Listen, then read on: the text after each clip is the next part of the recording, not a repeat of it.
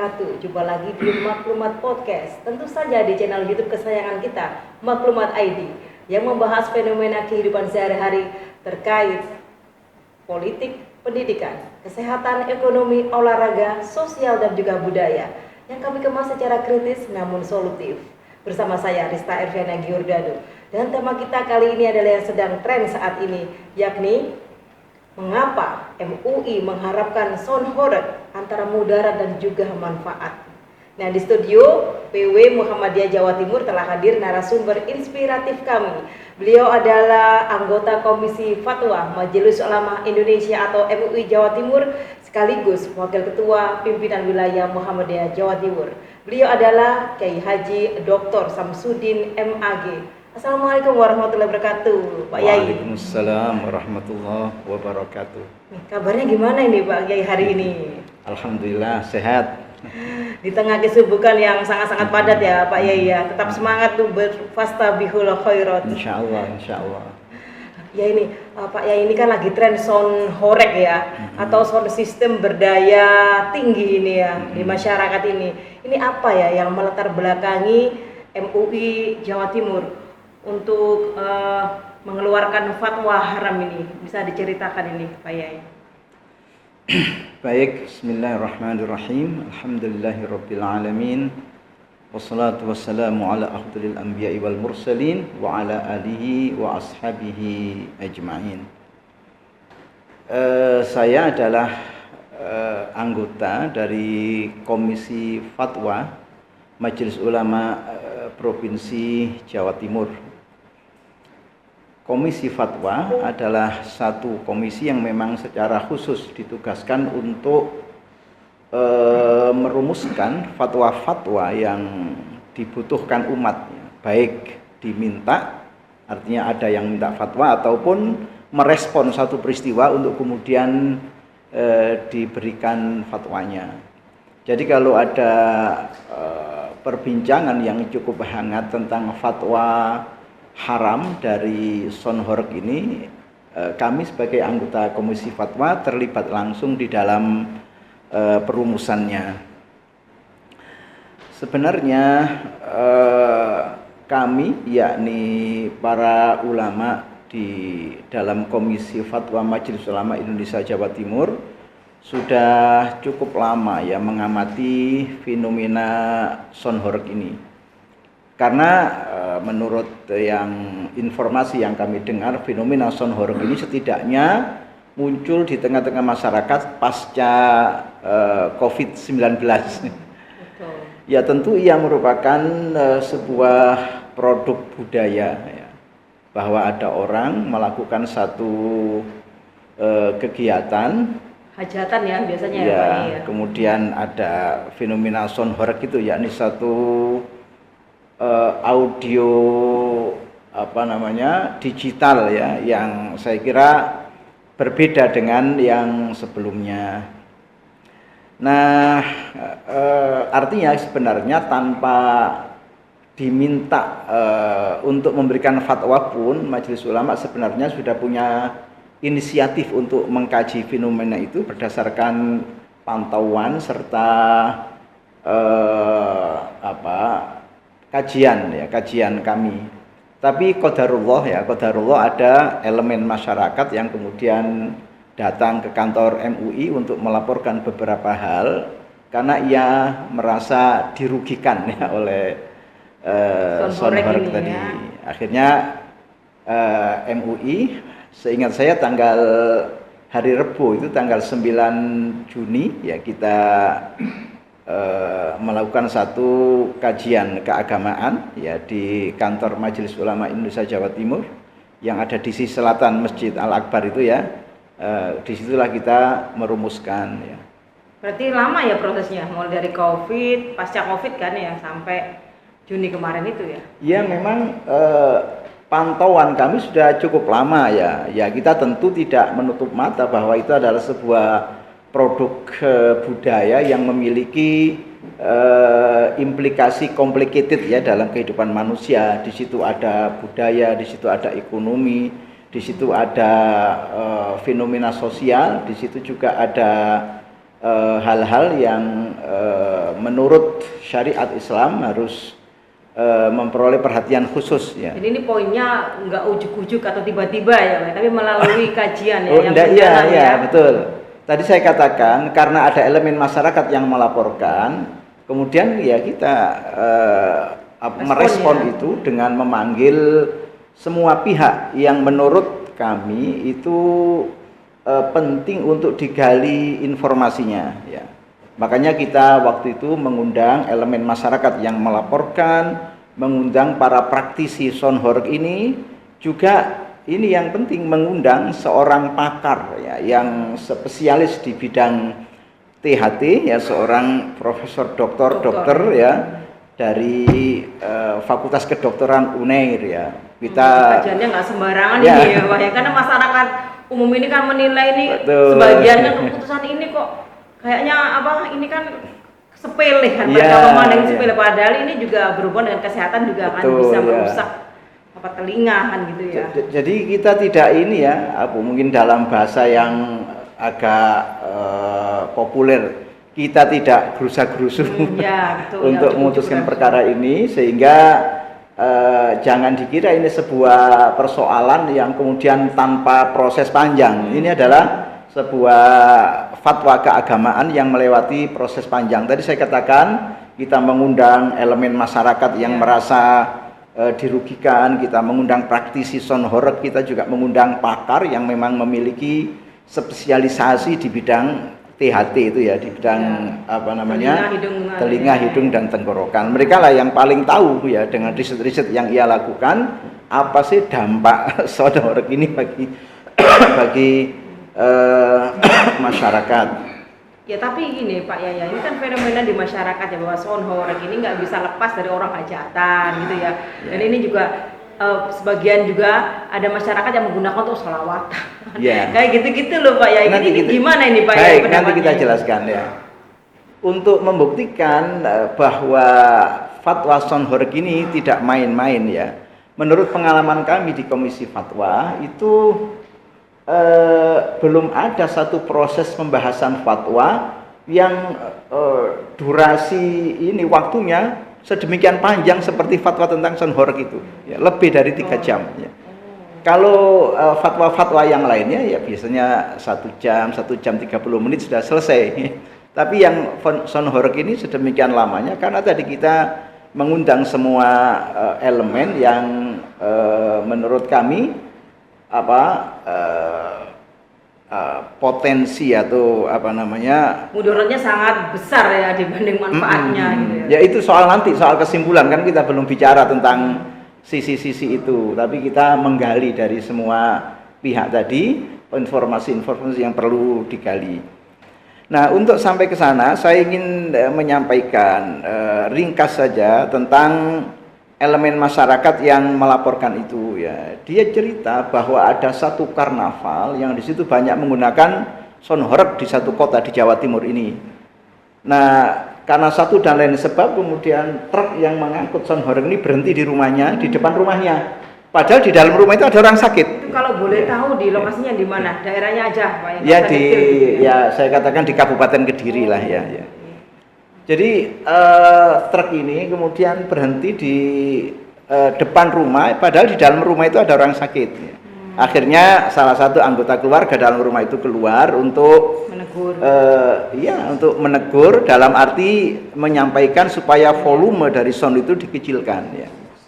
Nah, respon yang dilakukan oleh Sonhoreg ini tidak kemudian mengecilkan volume dari sound itu, malah dikeraskan ya, malah dikeraskan. Nah, ini yang menjadikan dia merasa di samping tersinggung juga lebih tersiksa lagi.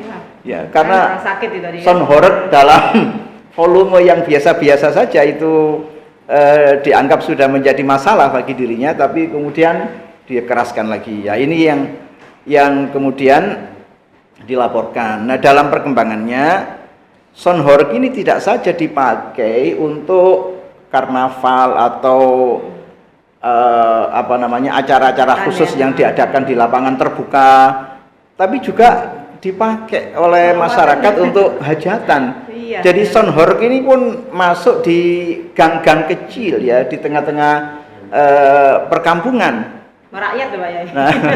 Nah itu juga ada laporan ya, mereka melaporkan ada genteng yang ambruk, ada plafon rumah yang ambruk, ada kaca yang pecah, ada bola lampu yang pada mati ya karena sound horeg tadi. Nah ini adalah laporan dari masyarakat dan itu adalah dampak fisik ya. Kita belum bicara tentang dampak psikologi, belum bicara tentang dampak budaya dan lain sebagainya.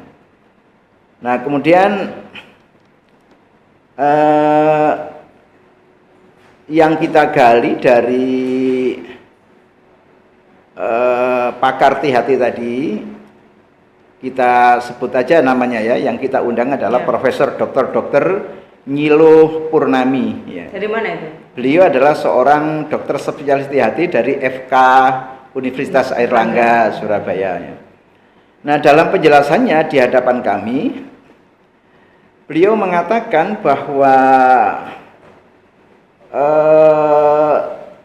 tingkat kebisingan yang bisa diterima oleh telinga manusia ya menurut angka yang diberikan oleh World Health Organization atau WHO ya adalah 85 dB desibel ya. Untuk paparan selama 8 jam. Jika kebisingan itu melebihi ambang batas itu 85 desibel itu bisa berakibat gangguan pada pendengaran manusia. Tinnitus, telinga berdengung gitu ya. Iya, macam-macam gangguannya itu. Beliau mengatakan bahwa gangguan itu bisa bertipe saraf atau sensor neural yang mengakibatkan kerusakan pada struktur serabut saraf di telinga bagian dalam. Di samping itu efek kerusakan yang menurut beliau bisa permanen ya, artinya seseorang bisa mengalami tuli permanen jika kebisingan itu di atas 120 desibel. Ya ini Pak, ya mohon maaf dulu ya. Kita harus break dulu untuk minum kimas ini produksi anak-anak yatim dari panti asuhan di Malang. Ya. Monggo Pak Yai, nanti kita lanjutkan lagi. Tayyib.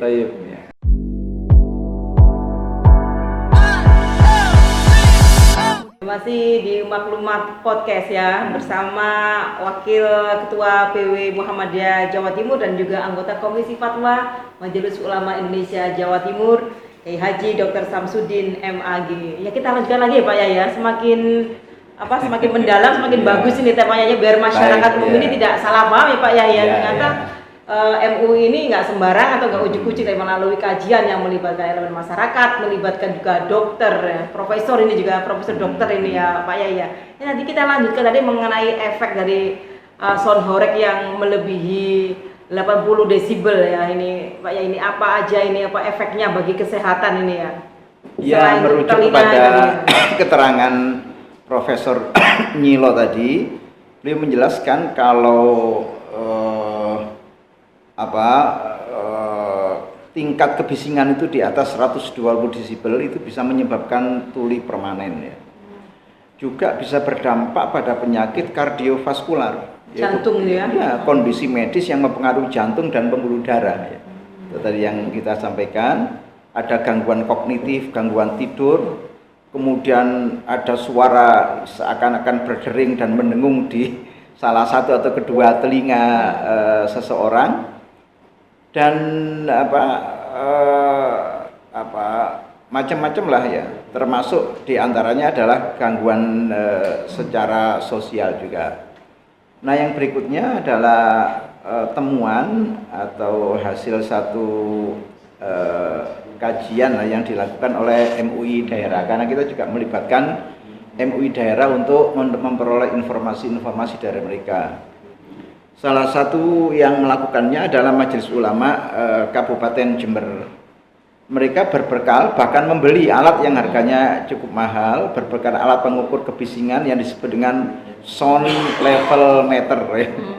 Sound level meter. Ya, beliau melakukan satu pengukuran di beberapa hajatan warga. Ya. Ini hajatan warga, bukan karnaval, bukan battle sound. Nanti ada istilah battle sound.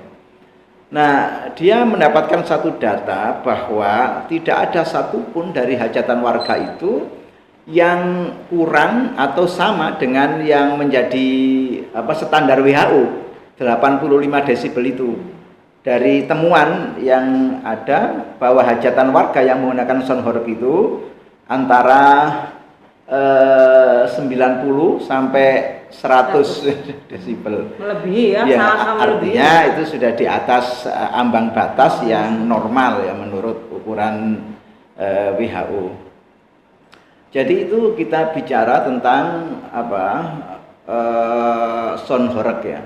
Ya tadi di awal kita katakan bahwa sound horeg ini ya tentu adalah istilah yang diberikan oleh masyarakat ya, bukan istilah yang kemudian dimunculkan oleh praktisi atau oleh produsen sound horeg itu, tapi istilah yang diberikan masyarakat menunjukkan betapa bahwa dampak yang ditimbulkannya itu kan dahsyat ya, sampai bikin horeg rumah orang itu juga bikin horeg dadanya orang mungkin gitu. Udaranya banyak ini.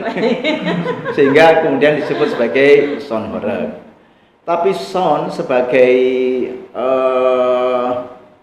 produk teknologi untuk mengeraskan suara ya tentu itu adalah masalah muamalah duniawiyah ya, masalah yang padanya berlaku kaidah al aslu fil asya'i al ibahah hatta yadulad dalil ala tahrimi, bahwa hukum segala sesuatu di dalam masalah-masalah di luar ibadah itu ya hukum asalnya adalah boleh-boleh saja ya, sampai ada dalil yang mengharamkannya ya.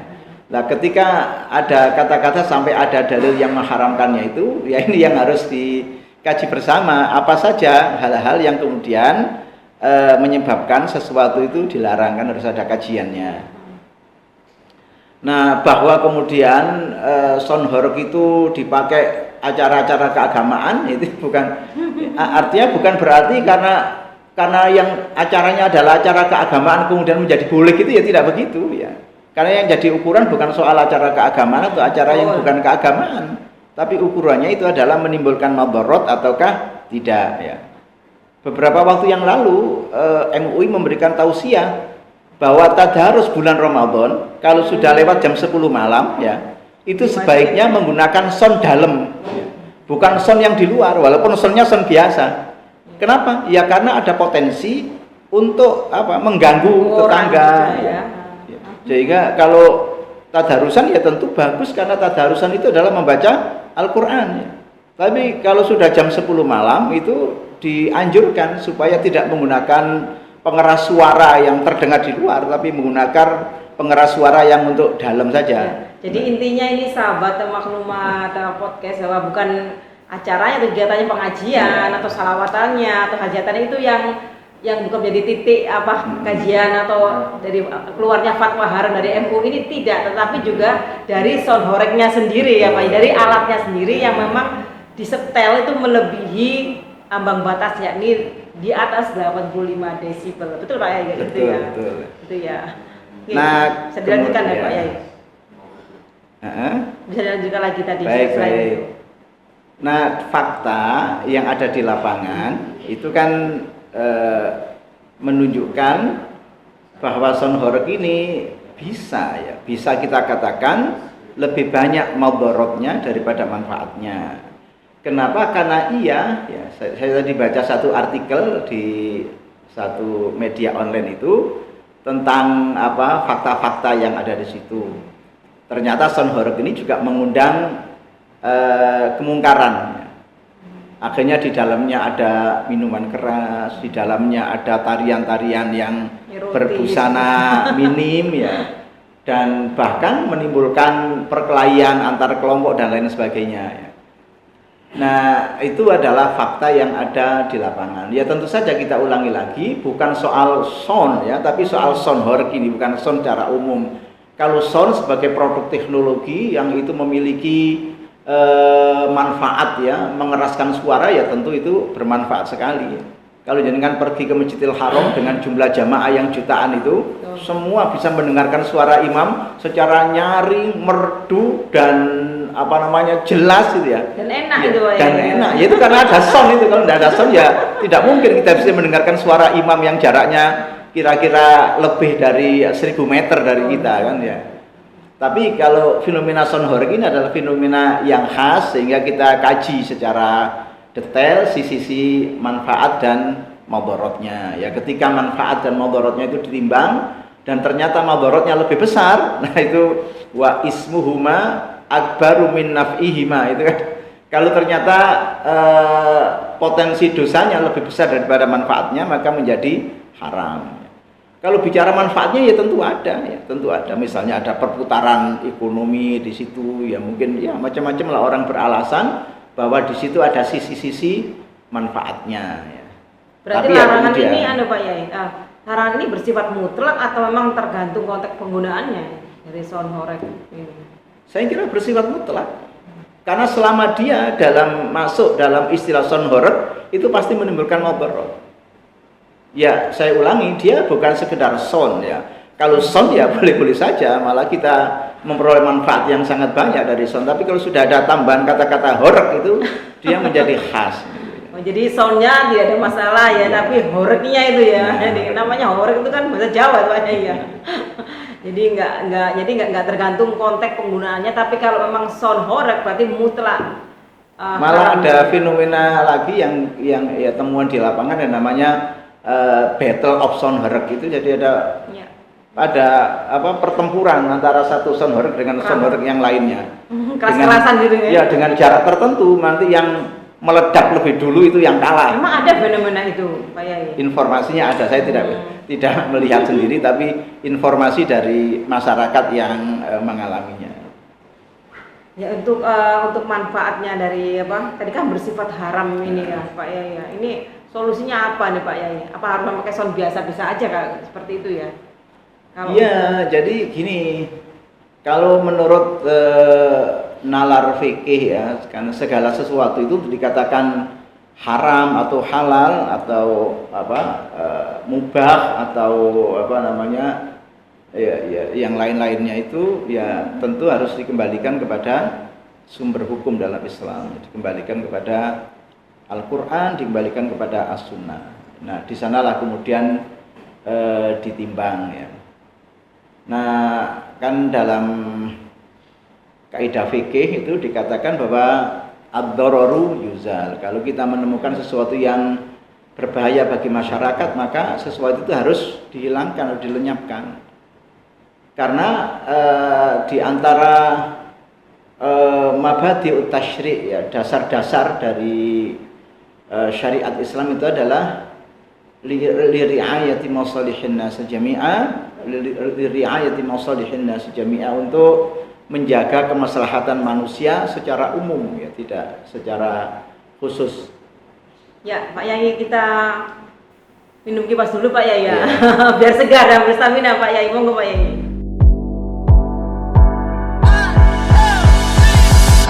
Kita lanjutkan lagi ya pembahasannya ini Pak Yai ya, supaya masyarakat, khususnya masyarakat awam ini bisa mengerti dan memahami apa itu mudarat daripada sound horeg ini ya.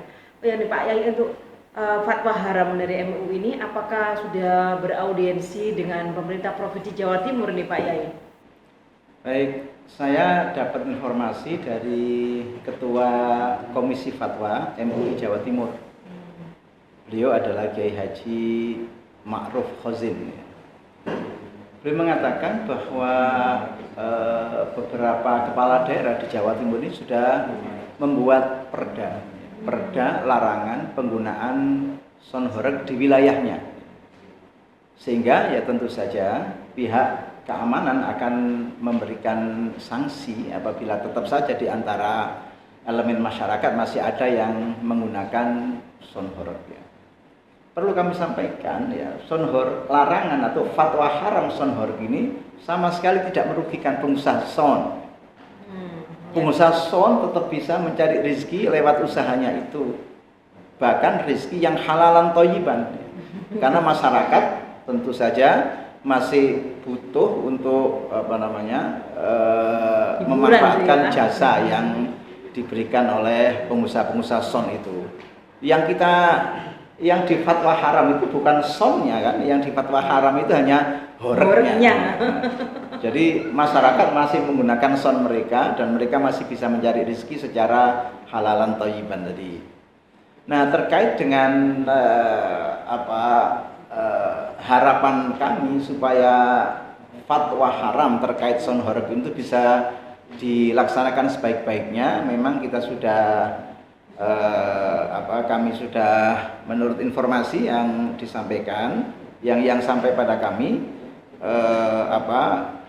Ketua MUI juga dalam hal ini adalah Ketua Umum MUI Kiai Haji Mutawakil itu sudah bertemu dengan gubernur ya, dengan gubernur, sehingga informasi terakhir yang kami terima bahwa mungkin ya dalam minggu-minggu ini menurut Wakil Gubernur Pak Emil Dardak akan ada pergub terkait larangan son horeg tadi. Karena ya artinya itu menunjukkan bahwa fatwa haram yang disampaikan oleh Majelis Ulama Indonesia Provinsi Jawa Timur itu diterima oleh pemerintah ya, karena memang alasan-alasannya itu rasional agamis. Ya, betul. Rasional agamis. Ya. Kajian kita itu scientific cum doctriner ya, scientific karena didasarkan pada sains, pada ilmu pengetahuan, doktriner juga didasarkan pada nalar hukum Islam. Ya, ini son horeg ini kan banyak ya digemari oleh kalangan anak muda ini ya, terutama Gen Z dalam hal ini tuh. Pak Yai, ini apa tanggapan Pak Yai atau ada mungkin nasihat untuk kalangan anak-anak muda ini agar tidak menggunakan son horeg lagi? Kan mereka kadang-kadang ya sering sih Pak Yai mereka menggunakan son horeg ini ya untuk tadi Pak Yai sebutkan pesta gitu, untuk malah di situ ada pesta-pesta yang negatif lah ini Pak Yai, seperti itu kan gitu. Ya tentu kita tidak melarang ya siapapun untuk mengekspresikan hobinya, mengekspresikan kegembiraannya. Tetapi kan kebebasan mengekspresikan kebebasan berekspresi itu juga dibatasi oleh kebebasan teman-teman kita yang lainnya.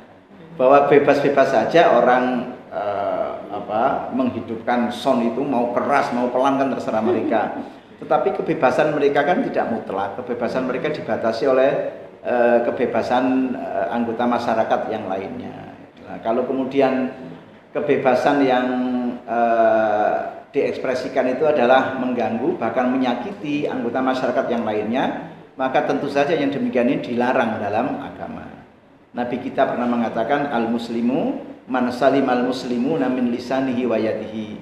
Muslim yang sejatinya itu adalah muslim yang tangan dan suaranya tidak mengganggu muslim yang lainnya.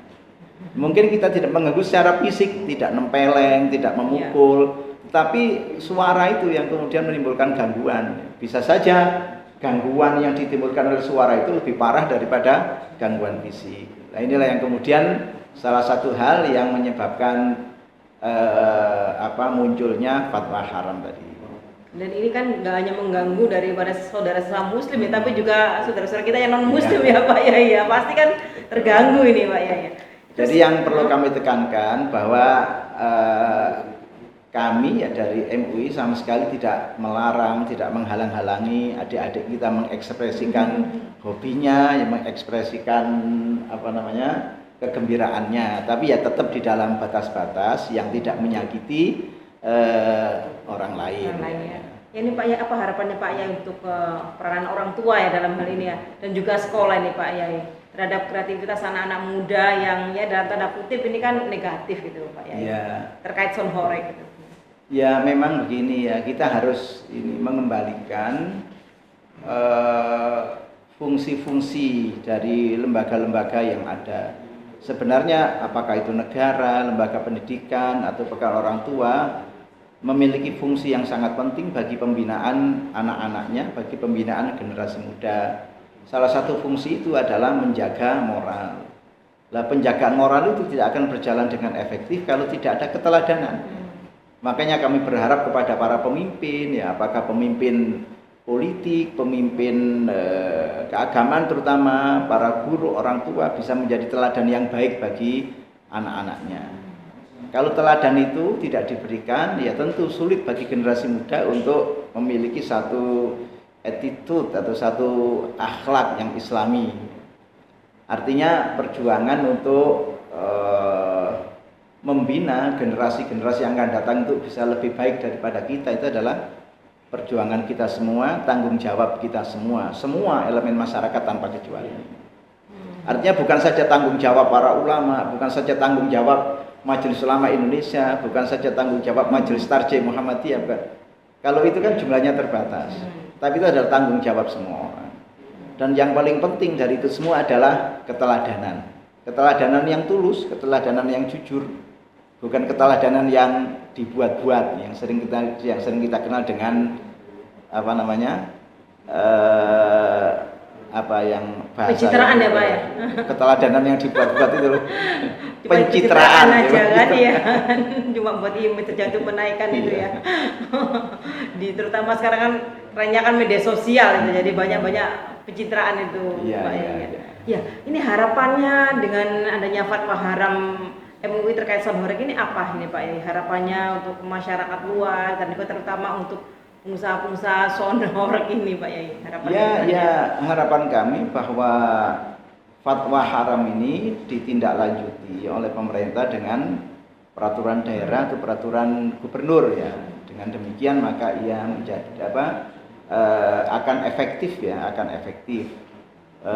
Petugas keamanan pun memiliki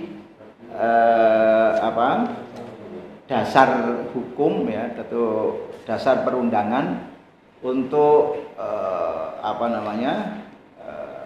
mungkin dalam bahasa kasar menghentikan ya kalau ada kegiatan-kegiatan yang di situ melibatkan sound horeg. Tapi tentu saja yang harus kita pahami, apakah fatwa MUI ataupun peraturan pemerintah ya, itu dalam konteks edukasi ya, bukan dalam konteks menekan, dalam konteks menindas, bukan itu. Semuanya dalam konteks edukasi ya, edukasi supaya kita bersama-sama menuju satu kehidupan yang baik, kehidupan yang diridhoi oleh Allah, yang bermanfaat gitu ya untuk sebanyak-banyak orang gitu Pak ya. Ya terima kasih Pak Yai atas kedatangannya, atas pencerahannya dan tentu saja edukasinya ini ya, supaya masyarakat umum yang memang terutama yang masih awam bisa tahu dan bisa paham fatwa haram MUI tentang sound horeg ini memang untuk kebermanfaatan ya. Seperti itu ya Pak Yai ya. Terima kasih Pak Yai. Baik. Ya demikian maklumat podcast kali ini dan jangan lupa tonton terus Maklumat Podcast di channel YouTube kesayangan kita, Maklumat ID. Jangan lupa like, subscribe, dan juga komennya. Saya Resta Arvera Giordano. Wassalamualaikum warahmatullahi wabarakatuh. Sampai jumpa.